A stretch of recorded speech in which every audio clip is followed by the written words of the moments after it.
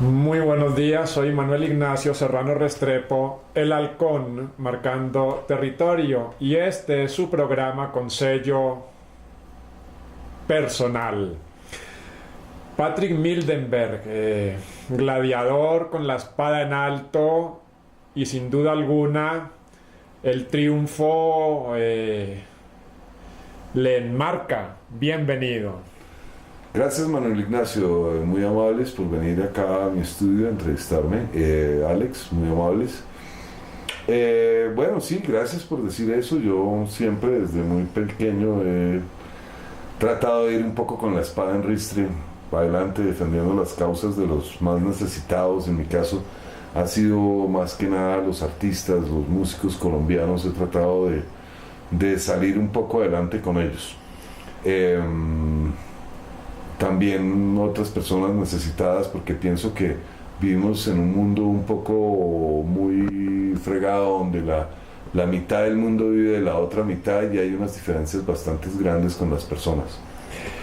¿Qué tan fácil es manipular al ser humano? Me refiero a adentrarse en su propio pasillo para que beban el agua que se les ofrece. Bueno, pues como todo en la vida, esas son cosas que pues dependiendo del ser humano es fácil o no es fácil entrársele a su mente. Sin embargo, las grandes corporaciones hoy en día contratan especialistas, que son personas especiales que hacen manipulación de masas. Y yo diría que aquí en Colombia hemos visto eso mucho últimamente, en los últimos 10 años, desde los canales de televisión, cuando hemos visto muchos realities y cosas pues que han venido también de otros países, pero que se han hecho al estilo colombiano y que han manipulado las masas para hacer lo que las compañías de televisión han querido, y han utilizado esas técnicas de manipulación de masas, y nos han hecho creer que pues están descubriendo artistas, están descubriendo héroes, pero en realidad lo único que están es tratando de llenar más su cartera. Eso es la realidad de esto. Ellos juegan con tus emociones para que tú votes, y la finalidad exclusiva de estos programas, digámoslo más bien, es meterle la mano al bolsillo al consumidor que está viendo el programa. Esa es la finalidad de todos estos programas. En pocas palabras, les rasgan la camiseta y les aruñan la espalda. ¿Dónde está la mano oculta, Patrick? La mano oculta. La mano oculta es... Nosotros hemos vivido en un país bastante totalitarista, en cuanto a que nosotros hemos sido gobernados durante los pasados 100 años siempre por los mismos y las mismas. Han cambiado un poco porque algunos se van muriendo y dejan esto, pero la verdad, yo creo que a nosotros los seres humanos, todos los estados en el mundo entero, nos han manipulado. Fíjese usted, por ejemplo, el asunto de las drogas. Pongamos eso. ¿Usted cree que si los estados, no se hable ni del colombiano, del mexicano, del estadounidense, el francés, el inglés, no tuvieran algún tipo de injerencia, las drogas debieran ser legalizadas hace 25 años o 30? ¿Por qué? Voy a explicarlo simple. Nosotros conocemos una cosa que se llama el alcohol. El alcohol es una droga peligrosísima. Conocemos otras cosas que se llama el cigarrillo. El cigarrillo es la droga más enviciadora que existe. Yo lo sé porque yo fumé durante 31 años y fue para mí sumamente complicado. Fui hasta donde un psiquiatra dejó de atenderme. Imagínense que un psiquiatra deje de atenderle y cobrarle a usted la cuota. Si yo no iba por EPS ni nada, yo le pagaba todos los días su sesión, digámoslo así más bien. No es una cuota, sino su sesión. Y me dijo: no, usted no puede dejar de fumar porque usted tiene un antecedente grave y no puede dejar de fumar. El cigarrillo es la sustancia más enviciadora que conoce el ser humano. Me lo dijo un psiquiatra que venía de estudiar en una universidad en Londres tendencias adictivas. Era un tipo muy genial. Y me dijo: es muy difícil, usted deja de fumar el día que usted quiera, pero no puedo dejar yo de fumar por usted. Y yo no podía dejar de fumar hasta que un día me enfermé Y de pronto me di cuenta que era más fácil de lo que pensaba. Y llevo ya, gracias a Dios, cerca de 20 años sin fumar. Entonces, vienen y nos hablan cuentos de que la marihuana, que la cocaína. Yo soy de la opinión de que los estados, tanto el colombiano como el norteamericano, por mantener todas estas drogas como cosas prohibidas, se han lucrado enormemente. ¿Por qué? Porque por mi experiencia vivida a través de ser un productor musical importante en nuestro país y en otros, he visto cómo los grandes narcotraficantes y personas siempre han estado asociados de alguna u otra manera de los representantes estatales. Entonces, la verdad hay que decir que la coca ha beneficiado a mucha gente en nuestro país, en los Estados Unidos, y a los que no ha beneficiado en realidad es al pueblo. Entonces, yo considero que todas estas cosas, todas estas catástrofes por las que pasaron Colombia, por las que pasan los Estados Unidos, por las que está pasando México en este momento, hubieran sido obviadas si los estados hubieran sido honestos y hubieran legalizado las drogas desde un principio. Así como está legalizada el cigarrillo, que en Colombia, por ejemplo, en Colombia el cigarrillo ni siquiera paga el IVA. Usted va a comprar una botella de aceite o de leche y paga el IVA, pero va a comprar cigarrillos y no paga el IVA. Usted va a comprar trago y no paga el IVA. ¿Y por qué no pagan el IVA con todo eso?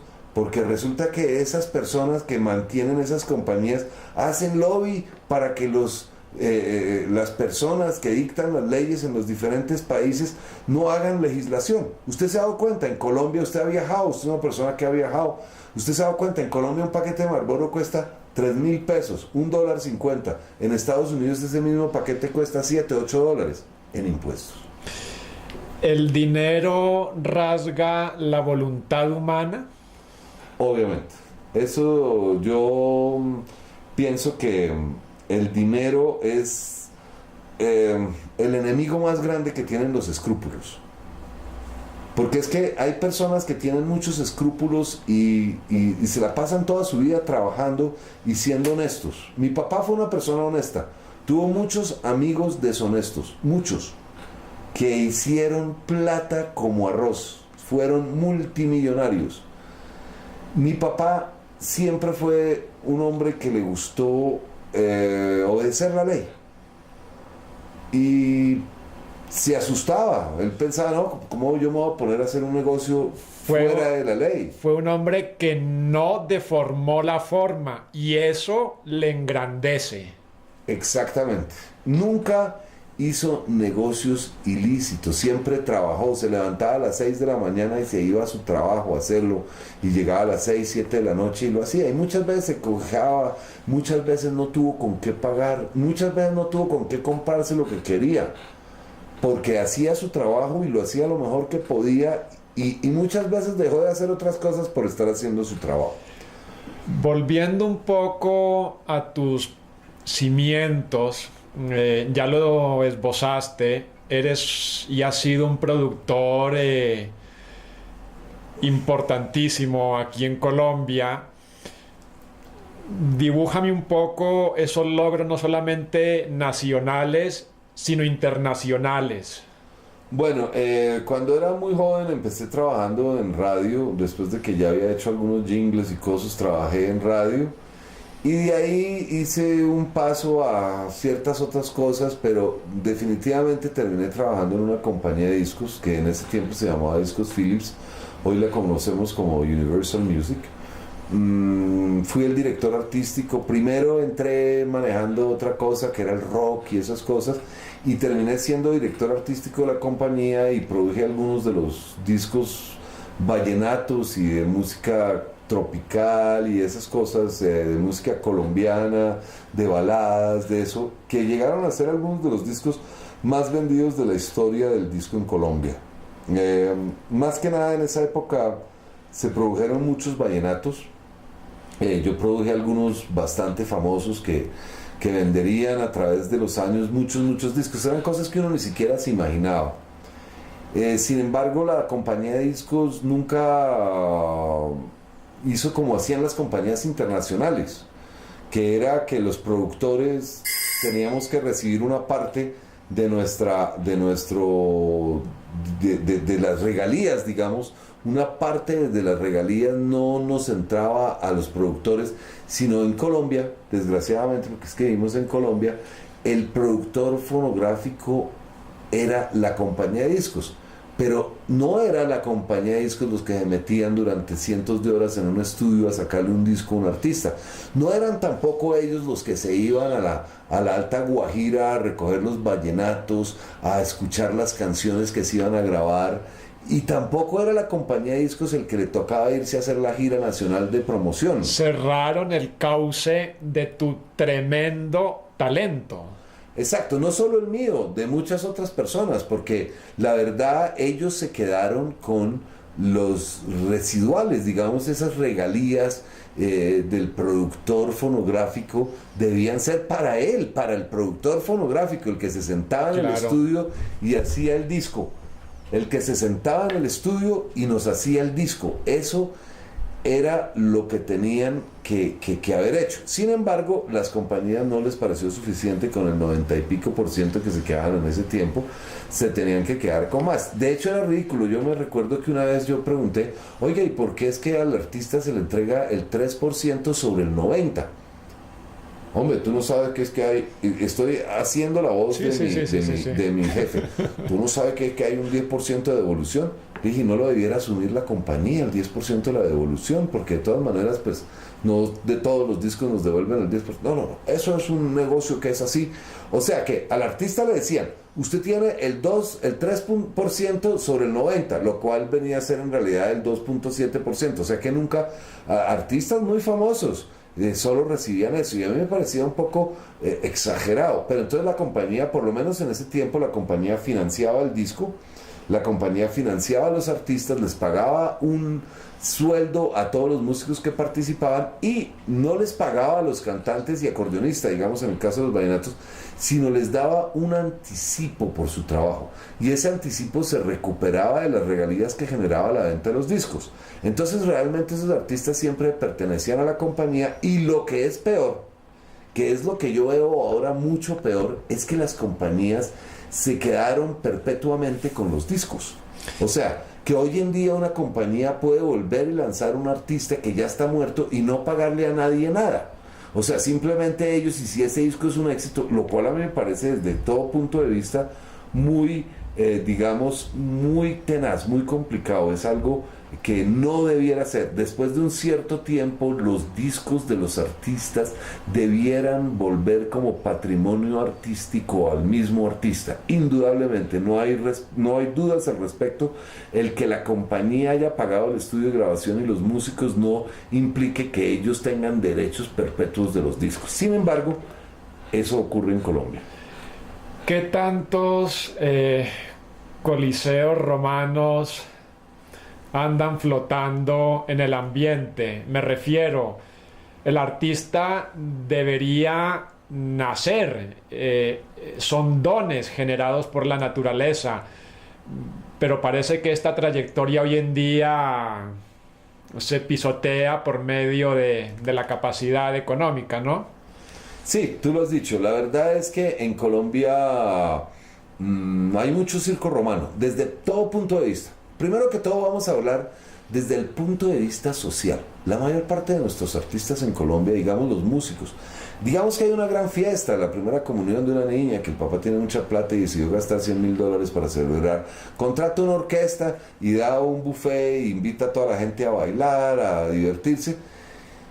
Los músicos, no sé si usted se ha dado cuenta de esto, cuando van allá, yo he ido como invitado y he ido como músico. Cuando va el músico como músico, termina su toquecito, hace su interrupción y enseguida van y lo sientan detrás como si fueran servidumbre y no les dan la comidita del banquete. Es muy raro, pero lo he visto ocurrir todas las veces que voy a fiestas, y terminan los músicos siempre sentados fuera del alcance del público que está ahí. O sea, ellos se sientan atrás y no los dejan inmiscuirse con la gente, estar con la gente, tomarse su traguito, comerse su langostinito. No, se van para atrás y les dan su buffet especial, que es el que le dan también a las personas que están atendiendo y sirviendo, los chefs, los mets, en fin, Tú me entiendes.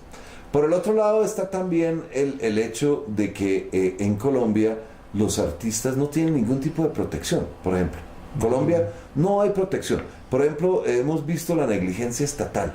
Hay una negligencia espantosa del Estado. El Estado desde hace 10 años permitió la piratería de discos. Usted encuentra por todas partes los piratas vendiendo los disquitos a 1.000 pesos. Y ya, eso acabó con la industria disquera nacional y el Estado no hizo nada. Uno ve, por ejemplo, a los policías o tombos, como les quieran decir. Yo les digo tombos porque la verdad esos son lo que son. Se sientan al frente de una persona que está ahí vendiendo CDs, que esa persona debiera ser arrestada y metida a la cárcel porque hay penas que hacen que cualquiera, no importa qué tan poquitos CDs tenga en su poder o qué tantos tenga, pero cualquiera que sea cogido en el acto de estar vendiendo un CD está cometiendo un crimen, y es un crimen grave que da de 5 a 8 años de cárcel, un mínimo de 5, un máximo de 8, y dependiendo del fraude que haya hecho, también pueden ser multados con cifras multimillonarias, pero no hacen nada. Entonces el señor policía llega y le dan 2 o 3 CDs y se va y lo deja así tranquilo, o sea, aceptó el soborno como si fuera nada y se va y deja al criminal haciéndole crímenes a los músicos. ¿Por qué crimen a los músicos? Porque cuando un músico viene aquí a mi estudio, paga una buena suma de dinero por grabar su disco, por pagarle a los músicos, por pagarle a los arreglistas, y después lo lanza a la radio y pretende vender su CD y el señor pirata lo lanza y no le paga, pues ¿qué creen que va a vender el señor? Nada. Lo que estás mostrando aquí a la cámara, Patrick, es una esfera que muchísimos colombianos y gente del exterior debería seguir, y es disciplina.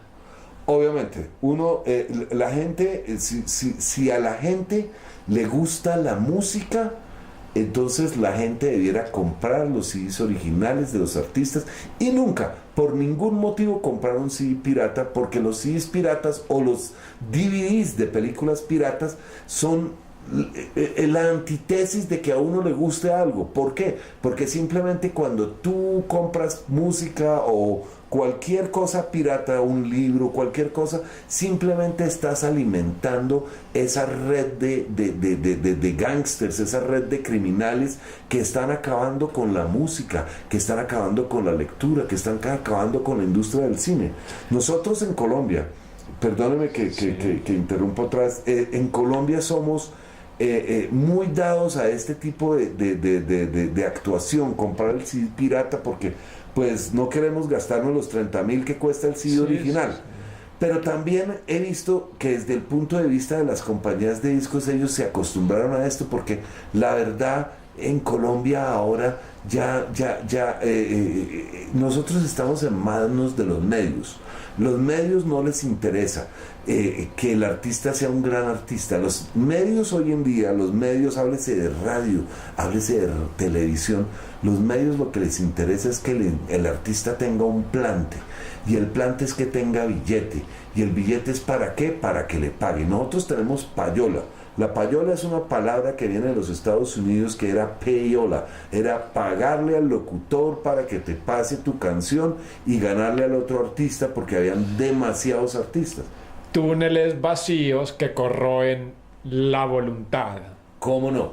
Entonces, hoy en día en Colombia no pasa ningún artista en una emisora, llámese cualquiera que sea la emisora, a menos de que sean emisoras de internet que son de carácter cultural, o emisoras de carácter cultural universitarias. Esas emisoras no las podemos involucrar en esto, pero las emisoras comerciales, no solo sus empleados son payoleros, no solo los empleados, o sea, sus programadores, sus locutores, sus directores de radio, todos son payoleros, pero también las mismas compañías de radio son payoleras al nivel corporativo. Cogen a las compañías de discos cuando están lanzando a Shakira y le cobran una cuota publicitaria de 10, 15 millones de pesos para que su artista, que internacionalmente está pegada y que pasa, pase en su radio. Y esas son como decirle, o tú le haces publicidad a tu artista o tu artista no pasa. Y después de que le has pagado eso a la compañía, entonces viene el empleado de la compañía y te dice, bueno, tú quieres seguir pasando tu artista ahora que se te acabó la campaña publicitaria.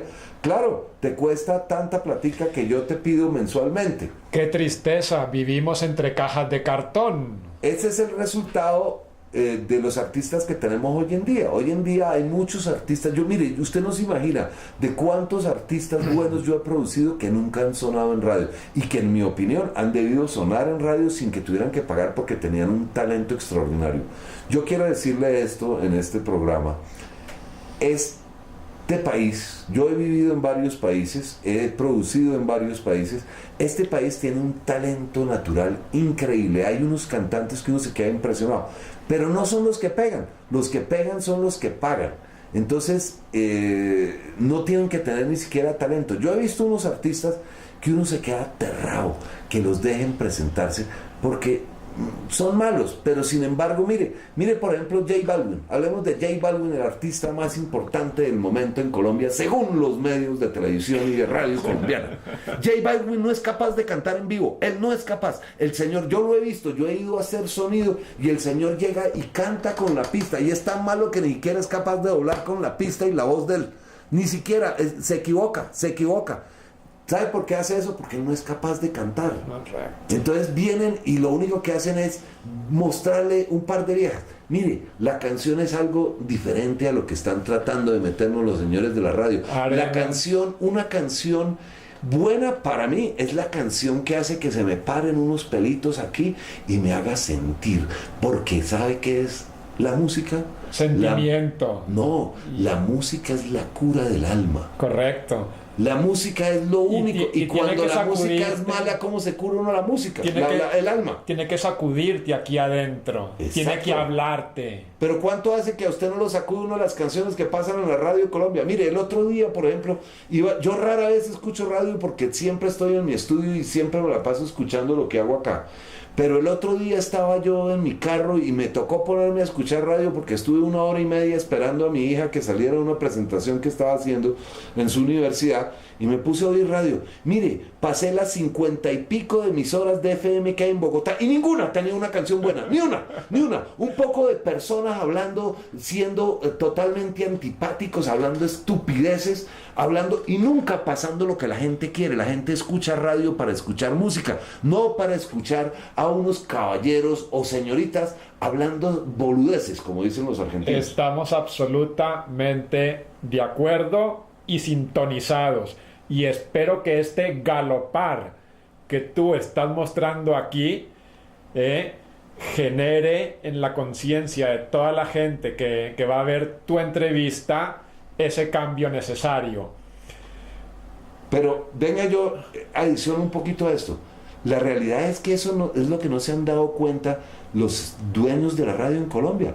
Eso mató a la radio. Hoy en día, a comparación de cuando yo era joven, Bogotá tiene cerca de 5 veces más de habitantes y sin embargo no hay ninguna emisora que tenga sintonía suficiente como para que se diga vale la pena esa emisora. La única emisora que medio tiene una sintonía es la peor de todas, que se llama Candela Estéreo.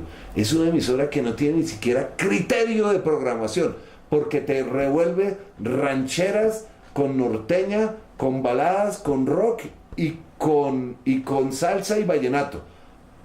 Ningún criterio, absolutamente ningún criterio. Como el dueño de la emisora, un tipo sin criterio, un tipo absolutamente sin criterio, que hizo su plata siendo ayudante de las mafias del país, digámonos la verdad, porque el señor no, o sea, de pronto hasta me demanda. Pero la verdad, el Estado Nacional otra vez es el culpable porque no se fija a quién le da las estaciones de radio, o sea, las frecuencias radiales. No se fija, no hace un estudio exhaustivo de dónde sacaron las platas las personas que tienen la radio en Colombia. Existimos por la contravención del mal. Existimos por la contravención del mal. Del mal. Sí, del mal. O sea, sí, hay que partir de esta premisa. En el mundo, los que se las ganan todas son los malos. Yo no he visto que los buenos nunca sean los que los premian las demás, los estados. Hay que verlo. La realidad es esa. Hay que existir para contravenir el mal. Hay que existir para prevenir a los demás, que el mundo está lleno de personas que quieren abusarlos y dañarlos. A los artistas siempre lo he visto. Mire, le voy a dar un nombre concreto de una persona mala, de una persona que ha hecho lo imposible por evitar que los colombianos triunfen en su propia patria. Se llama Alejandro Villalobos, director de radio de RCN, otra cadena que su dueño, pues imagínense, Ardila Lule, otro emisario del diablo, ha puesto a este pequeño emisario del diablo para solamente frustrar las carreras de los talentosos artistas colombianos que no tienen dinero. Gracias a este asco de ser humano, tengo que decir, para no decir una cosa más grave, Colombia escucha las porquerías que escucha. La mentira descalifica el interrogante afín a lo dudoso. Sí, otra vez partimos a lo mismo. Para entrarnos a todos estos artistas en Colombia nos dicen muchas mentiras, para todo. A nosotros en Colombia, por ejemplo, mire, voy a darle un caso rápido, fácil. Hace unos 6 años apareció una señora que se llamaba Gis, y la descubrieron, a ella y otro señor que se llamaba Teodolindo. Les dijeron: ustedes o votan, porque si ustedes no votan a favor, no va a haber doble presidencia del señor Uribe. Y les pagaron para eso. La gente en Colombia no se dieron cuenta que apareció la política. ¿Y qué hizo el gobierno nacional en menos de 3 días? Tenían a una mujer política colombiana, Ingrid Betancourt, presa. ¿Por qué estaba presa? Porque ella decía la verdad. La verdad de la verdad. Porque era una mujer que cogía su sueldo de senadora de la República. Muchas personas me dicen: pero deja de decir eso, que no es verdad. Y yo sé que es verdad. Ella cogía su sueldo de senadora de la República y lo daba todos los meses a una fundación diferente. Todo su sueldo entero. No se lo tiraba como los otros, ni tampoco recibía prebendas, ni recibía nada. Y la cogieron y la secuestraron. Supuestamente las FARC. Hoy día sabemos que el teléfono de Andrés Pastrana llamó al teléfono de Tiro Fijo en el momento en que la señora cogía un taxi y se iba de Neiva para el Caguán. Ok, no quiero decir que Andrés Pastrana haya dicho nada, pero que la gente saque sus conclusiones. Hoy en día sabemos también que cuando apareció la política, en menos de 3 días, exactamente en menos, y quien quiera puede consultar, soltaron a Ingrid Betancourt, y no solo a Ingrid, soltaron hasta al perro. ¿Y qué pasó con eso? Todo el mundo, con la soltada de Ingrid Betancourt, de los gringos, de todo el mundo que soltaron, como les digo, hasta el perro, nadie volvió a hablar realmente de la política. ¿Pero qué es la política, por ejemplo? La política es la mentira más grande que le han metido a Colombia. O sea, en Colombia nos dijeron que al presidente Uribe lo habían reelecto sin ningún problema. No, señor. Fue una mentira, así como usted está diciendo, que fue cubierta con otras cosas y fue mucho peor. Por ejemplo, como analizaba yo la otra vez con un norteamericano, perdóneme que me extienda en esto, esa mentira fue 1000 veces más grave que Watergate, 1000 veces. Y sin embargo, estando la señora Gidis en la cárcel, estando el señor Teodolindo en la cárcel, o sea, se comprobó que recibieron, ¿sí? ¿Por qué los que dieron no están en la cárcel también?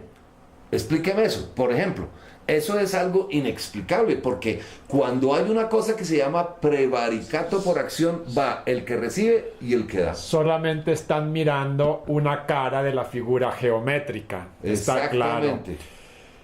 Acercamos la intuición al hecho para fundamentar equilibrios de apta fidelidad. Bueno, ahí está otra vez, ajustamos el equilibrio al hecho, estamos balanceando la pregunta lo que yo acabo de decir, resuelve eso. Nosotros en Colombia simplemente creemos lo primero que nos dicen y nunca, o sea, por ejemplo, Colombia es un país que en este momento los periodistas están todos intimidados, entonces no hay ningún periodista investigativo que diga la verdad. Porque yo no soy periodista y sin embargo me pregunto cómo es posible que todas estas cosas hayan ocurrido y que después de eso hayan ocurrido tantas más como ocurrieron, porque hubieron unos infringimientos de nuestra Constitución horribles, horribles. Las llamadas, o sea, como decía un día, por ejemplo, el señor Juan Gozaín, que estaba bravísimo porque le habían intervenido su teléfono. Imagínense, uno de los periodistas investigativos más importantes del país tenía el teléfono intervenido sin ninguna orden judicial ni nada, sino intervenido por el hecho de una señora gordita, pequeña, mala y letrada, absolutamente fascista, que había decidido intervenirle el teléfono a todo el mundo. A mí me lo intervinieron. A mí me intervinieron mi teléfono. Entonces Juan Gozaín se puso bravo. Entonces yo le escribí a su blog a Juan y le dije, mire Juan, usted se ha debido poner bravo hace unos años cuando mataron a Garzón. ¿Por qué? Porque el amigo Garzón nos advirtió a todos muy decentemente quién era el señor Uribe. Y ustedes ninguno dijeron nada, ustedes lo dejaron ahí, a pesar de que el papá, como le dije yo, a pesar de que su papá fue pedido en extradición en el año 1984 y que todos sus bienes no fueron confiscados y que todos sus bienes fueron utilizados para hacer males mayores, ustedes nunca dijeron nada. Entonces, ¿por qué se queja ahora el señor Gozaín de que le intervenga en su teléfono? Eso no es nada. Patrick, quiero agradecerte. Desde luego, hoy el viento ha soplado en este estudio en los cuatro costados, pero la valentía es la mejor raíz de todas. Este hombre que veis aquí ha sido uno de los productores más importantes, no solamente de Colombia, sino de países también vecinos y del área. Y ha sido capaz de sacar del propio infierno para llevar hasta el cielo a muchas de las emisoras que luego le dieron la espalda. Pero los éxitos los tiene aquí, en la frente, y puede caminar con la cabeza muy en alto. Patrick, que Dios te bendiga y sigue nadando en tu propio lago, porque hombres como tú son los que necesita esta sociedad para enderezar el camino. Gracias, muy amables por la entrevista. Espero que pues sigan haciendo esto, porque esto es lo que se necesita, que digamos la verdad. Y deseo despedir este programa con la última de las frases, que reza así: sabemos lo que ignoramos al extirpar la verdad. Un abrazo y hasta la próxima.